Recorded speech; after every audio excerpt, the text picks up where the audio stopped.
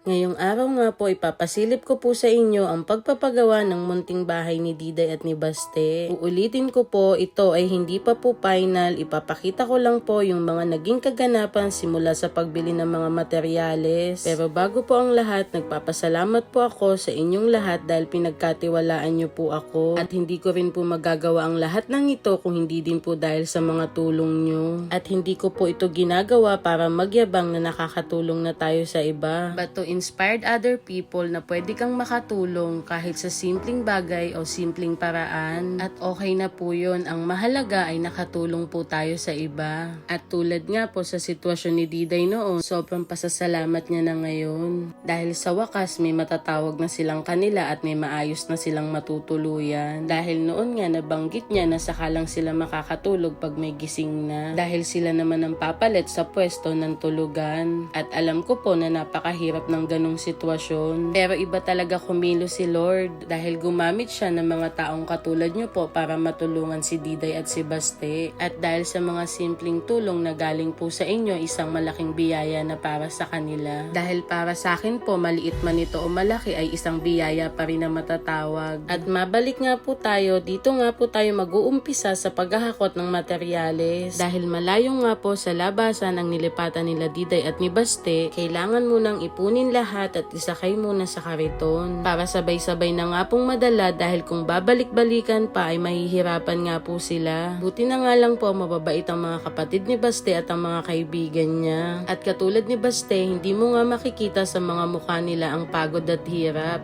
kundi mga nakangiti pa nga. At pagdating nga po sa dulo ay ahakutin na lang ulit dahil hindi na ito kayang ibaba ng kariton. At ang nakakatuwa nga ay naging ganito ang reaksyon ni Diday. At nakuwanan nga sa video na napapatulala siya at bigla na nga lang ngingiti. Dahil siguro naghahalo na yung saya at excitement dahil sa mga plano niya sa sariling bahay nila. Dahil bukod sa pagpapabinyag ng anak niya ay isa ito sa pangarap ni Diday. At hindi siguro siya makapaniwala na nangyayari na lahat ng ito. Na may mga taong naniwala at nagtiwala sa kakayanan ni Diday. Na kahit nagkamali siya noon ay kaya niya pa rin bumangon. Na hindi naging hadlang ang isang pagiging batang ina niya sa lahat ng pangarap niya. At alam ko po na malayo pa, pero malayo na rin naman sa noon.